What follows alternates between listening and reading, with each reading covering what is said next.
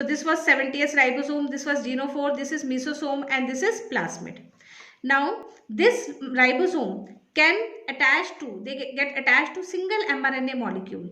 See, they can attach to more than one ribosome can get attached to single mRNA molecule, and the structure formed is called polysome.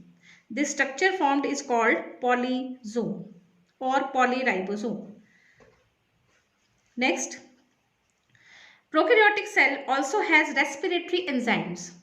In our cell and in a eukaryotic cell, respiratory enzymes are present both in cytoplasm and in mitochondria.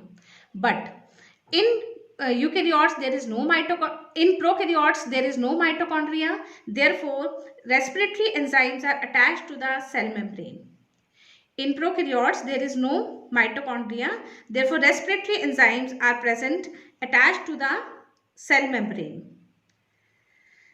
It has some volutin granules and PHB granules. What is PHB? Polyhydroxybutyrate. I will tell you the function of volutin and PHB granules later on. So this is the structure of bacterial cell. In addition to these structures, it has pili and fimbriae. Pili and fimbriae help in the attachment of the bacterial cell to the surface, to the substratum, to the host. So bacterial cell gets attached to the host surface through pili and fimbriae. What is the difference between pili and fimbriae? Pili are long, hair-like tubular microfibrils. These are long, hair-like tubular structures, whereas fimbriae are bristle-like short fibers. They are hair-like, pili are hair-like, fimbriae are bristle-like. Pili are long and tubular. These are short. These are short fibers. Fimbriae are short fibers. So they help in the attachment of the bacteria to the host surface. Next comes the flagella. Flagella is the only structure which helps in the movement of the bacteria. This flagella has three parts. This flagella, bacterial flagella, has three parts, that is basal part, hook and filament. Base, hook and filament. Students, note one point that in prokaryotic cell, this flagella is made up of flagellin protein. In prokaryotic cells, flagella is made up of flagellin protein, whereas in eukaryotes, the flagella is made up of tubulin proteins. In eukaryote, flagella is made up of tubulin protein, and in prokaryotes, it is made up of flagellin protein. So, we will again discuss all these structure one by one. So, first was cell envelope. Cell envelope consisted of three parts, and that was glycocalyx, cell wall and cell membrane. So, glycocalyx is the outermost covering of the bacteria. This glycocalyx is further of two types. One is slime layer and other is capsule. Slime layer is sticky and soft. Slime layer is sticky in nature and it is soft, and it prevents the desiccation of bacteria. Desiccation means सूखना, drying. So slime layer is sticky and soft and it prevents the desiccation of the bacteria. Whereas capsule is tough and it protects the bacteria.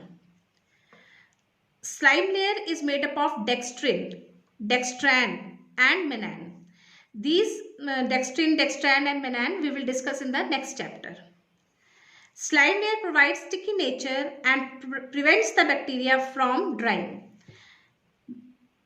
Slime layer provides sticky nature and prevents the bacteria from drying. Capsule is made up of polysaccharides and D-glutamic acid. I will tell you in detail what is D, what is L, what is glutamic acid in the next chapter. Glutamic acid is an amino acid. So, capsule is made up of polysaccharides and D-glutamic acid. It provides strength and also has virulent property. Virulent property means it enables the bacteria to cause a disease in the host. Virulence is ability to cause a disease in the host. So capsule is tough and it provides strength and virulence to the bacteria. Next comes the cell wall. The cell wall of bacteria is made up of peptidoglycan.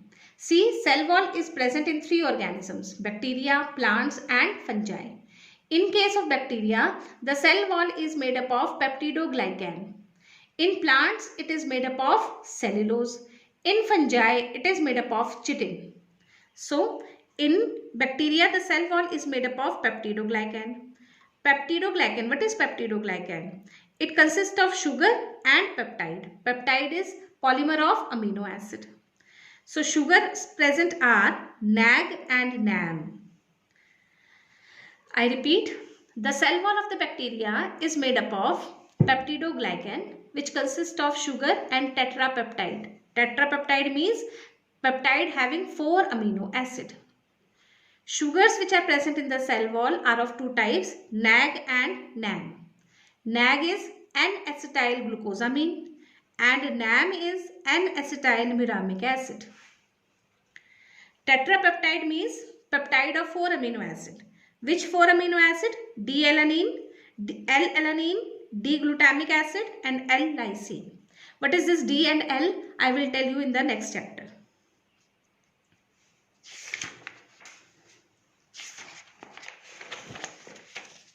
Next is cell membrane. Cell membrane we will discuss in eukaryotic cell. So the cell membrane of bacterial cell and eukaryotic cell is same. So cell membrane is similar to eukaryotic cell membrane, but in bacterial cell membrane, it forms invagination at specific places called mesosome.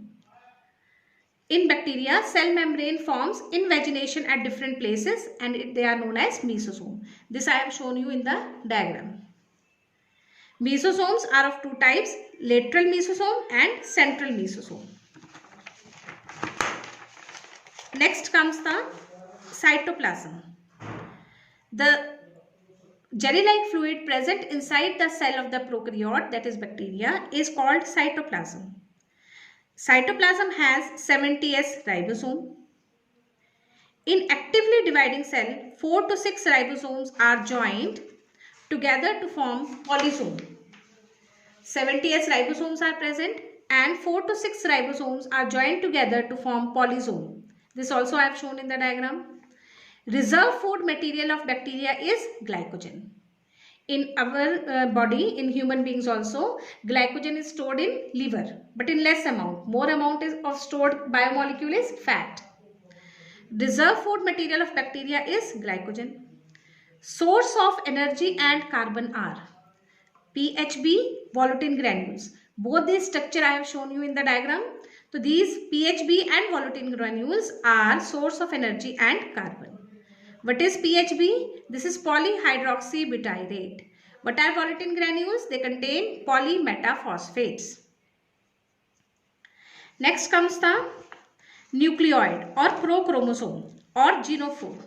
See, bacteria does not have an organized nucleus. Bacteria does not have an organized nucleus. The genetic material is placed in the center of the cell and it is attached to the septal mesosome. That genetic material is known as nucleoid, prochromosome or genophore. Bacteria is prokaryote, therefore it lacks nuclear envelope. Its nuclear material remains dispersed at the center of the cell. This nuclear material contains DNA and several proteins, and these several proteins are polyamines. See, histone proteins are absent in prokaryote. I have told you in the first lecture that in prokaryote, histone proteins are absent. Histone proteins help in the packaging of DNA only in eukaryotes. So in prokaryote, instead of histone protein, several proteins called polyamines are present. It is called nucleoid. Why we call it prochromosome? Because it is present in prokaryote and it is a single chromosome. See, bacterial cell is always haploid. It has only one chromosome. It never has more than one chromosome. So bacterial DNA is double-stranded and circular. Histone proteins are absent, therefore called naked DNA. This I have told you earlier also. Its DNA is packaged with polyamines, therefore packaged DNA is called prochromosome. This packaged DNA is called prochromosome.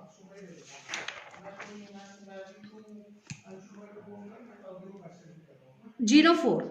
What is genophore? Bacteria contains only one prochromosome, so a special term is provided to it, that is Geno4. Bacteria contains only one chromosome, that is prochromosome, so a special term is provided to it, and that is Geno4.